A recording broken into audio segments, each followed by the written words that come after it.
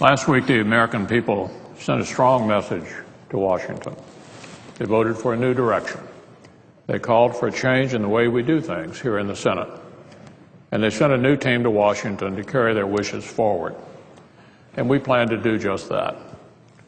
But several items remain for the outgoing Congress to consider, and that's our immediate focus.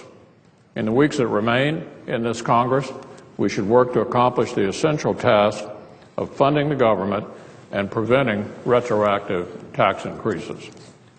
We must address the expiring authority passed this session for the Department of Defense to train and equip a moderate, vetted Syrian opposition. And we must continue to support the efforts to address the Ebola crisis.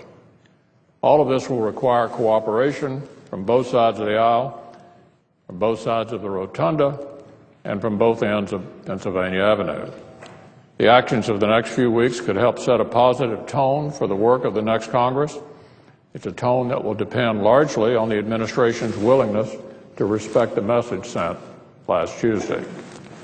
That's one of the things we discussed at the White House on Friday. It was a productive meeting. There were a lot of that both parties can accomplish together over the next couple of years. I hope that happens. In fact, I'm optimistic. But working together requires trust.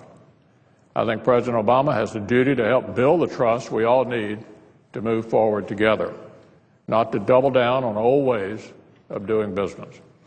That's why I think moving forward with the unilateral action on immigration he's planned would be a big mistake, as was last night's announcement to essentially give China a free pass on emissions while hurting middle-class families and struggling minors here in our country.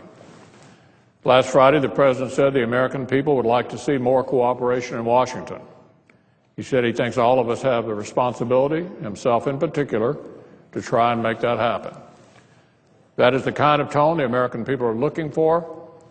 Now it's on folks here in Washington to calibrate their actions accordingly.